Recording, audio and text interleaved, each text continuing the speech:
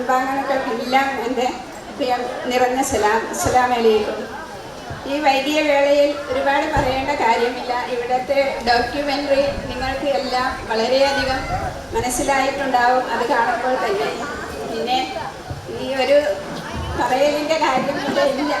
എന്നിരുന്നാലും കുറച്ച് കാര്യങ്ങൾ അനുഭവത്തിലൂടെ പറയാമെന്ന് മാത്രം. ഉമ്മയോടൊപ്പം എന്ന ഒരു വിഷയത്തെക്കുറിച്ചാണ് പറയുന്നത്.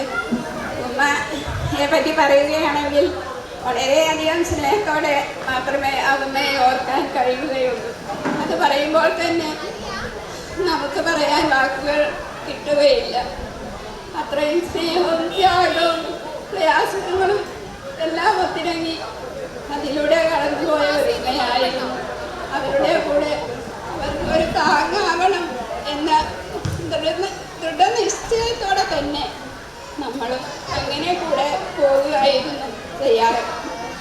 പിന്നെ എൻ്റെയൊക്കെ ഒരുപാട് കാലം ഗൾഫിലായിരുന്നു. ആ കാലഘട്ടത്തിലെല്ലാം ഞങ്ങൾക്കും എനിക്കും എൻ്റെ മക്കൾക്കും വളരെ താങ്ങും തണലുമായിക്കൊണ്ട് എന്നോട് പറയാറുണ്ടായിരുന്നു, നീ ആ മരുഭൂമിയിൽ നിന്നും അവനോട് ഇങ്ങോട്ട് ഒന്ന് വരാൻ പറയണേ, ഞാൻ പറഞ്ഞിട്ടുണ്ടെന്ന് നീ പറയണേ. എനിക്ക് ഈ മക്കളുടെ വിഷമം കാണുമ്പോൾ വളരെ പ്രയാസം തോന്നുന്നു എന്ന് പറയും. പിന്നെ അവിടെ ഞങ്ങളുടെ വീട്ടിൽ ഞങ്ങൾക്ക് എപ്പോഴും രാത്രി വിഷമം ആളുമില്ലാത്തതിൻ്റെ പേരിൽ ഉമ്മ അത്രയും പ്രായമാണെങ്കിലും ഞങ്ങളുടെ വീട്ടിലേക്ക് വന്നുകൊണ്ട് ഞങ്ങളെ വളരെയധികം സ്നേഹത്തോടെ ഞങ്ങളുടെ കൂടെ താമസിക്കുമായിരുന്നു. പിന്നെ ഞങ്ങൾക്ക് അന്നൊരു പശുവും ഒരുപാട് കോഴികളും അങ്ങനെയൊക്കെ ജീവിക്കാറായിരുന്നു. ഞങ്ങളുടെ പശുവിനെയും കോഴികളെയും എല്ലാം ഉമ്മ പറയും, നീ ഇതൊന്നും ഇങ്ങനെ കൊണ്ട് നടക്കരുത്, എനിക്കതിനൊന്നും കഴിയില്ല എന്ന് പറയാറുണ്ടായിരുന്നു. എന്നാലും അതിനെല്ലാം സഹായവും സപ്പോർട്ടുമായി കൂടെ നിന്ന ആ ഉമ്മയെ ഓർക്കുമ്പോൾ ഒരുപാട് ദുഃഖത്തോടെ അല്ലാതെ ഓർക്കാൻ കഴിയുകയില്ല.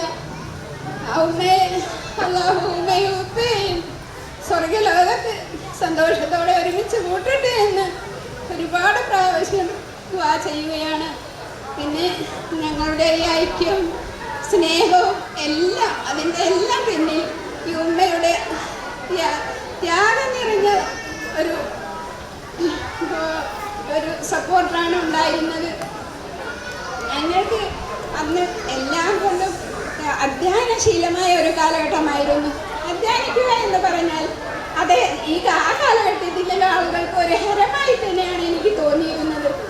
ഞാനൊന്ന് പഠിച്ച് ഇങ്ങോട്ട് വന്നതല്ലെങ്കിലും ഈ ഒഴുക്കിനിടയിലേക്ക് ഞാനും ചേർന്നു. അങ്ങനെ ആ തരത്തിൽ ഞാനും കഠിനാധ്വാനിയായി എന്ന് തന്നെ പറയാം.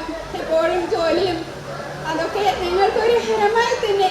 ഇന്നിപ്പോൾ എല്ലാവരും ടൂർ പോകുന്നു, അങ്ങനെ അടിച്ചു പൊളിച്ച് ജീവിക്കുകയാണെങ്കിലും ഞങ്ങളതൊന്നും ആസ്വദിക്കാറില്ല. ഞങ്ങൾ ഈ ജോലി അതാണ് ഞങ്ങളുടെ എല്ലാം ആസ്വാദനം. അങ്ങനെ ആസ്വദിച്ച് ആ ജോലിയിൽ തന്നെ മുഴുകി ഞങ്ങളുടെ തലച്ചോറെല്ലാം അങ്ങനെ പാകപ്പെട്ടു എന്നാണ് തോന്നുന്നത്. ഒരു തരത്തിൽ പറഞ്ഞാൽ അതിനുള്ള എല്ലാ കഴിവും ഞങ്ങൾക്ക് തന്നത് ഞങ്ങളുടെ ഉമ്മ മാത്രമാണ്, അല്ലാതെ മറ്റൊരാളുമല്ല. എല്ലാത്തിനും ഞങ്ങളോട് പറയുമായിരുന്നു. എൻ്റെ വീട്ടിൽ നിന്ന് എന്നോട് പറയും, നീയാണ് മകളെ, നമ്മുടെ ഉമ്മ വാപ്പമാരെ ഒരിക്കലും തന്നെ ഒരു വേദന നിറഞ്ഞ ഒരു വാക്കുകൊണ്ട് പോലും അവരെ ഒന്നും നീ വേദനിപ്പിക്കരുതേ എന്ന് എൻ്റെ ഉമ്മയും ഉപ്പയും പറയുമായിരുന്നു.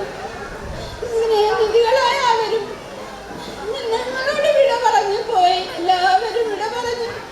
നാളെ നമ്മൾ അങ്ങോട്ടേക്ക് പോവേണ്ടവരാണ് എല്ലാവരും.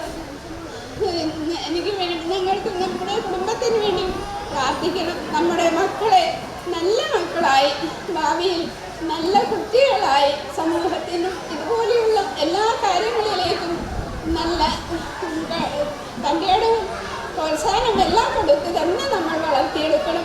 അങ്ങനെയാകുമ്പോഴാണ് നമുക്കൊരു സമൂഹവും നല്ലൊരു രാഷ്ട്രവും ഒക്കെ കെട്ടിപ്പടുക്കാൻ കഴിയുക. അങ്ങനെ നമുക്ക് എല്ലാ ശുഭാശംസകളും നേർന്നുകൊണ്ട് ഈ കുടുംബ സംഗമത്തിന് വേണ്ട എല്ലാ നിർദ്ദേശങ്ങളും എല്ലാവരും തന്നിട്ടുണ്ട്. ഞാൻ ഈ എളിയ ഒന്ന് പറയുന്നു എന്ന് മാത്രം എന്നോടുള്ള നിർബന്ധം കൊണ്ട് മാത്രം പറഞ്ഞതാണ്. വല്ല തെറ്റുകളും വന്നു പോയിട്ടുണ്ടെങ്കിൽ എല്ലാം നിങ്ങൾ പൊറുക്കണം. സ്നേഹത്തോടെ സലാം, അസ്സലാമു അലൈക്കും.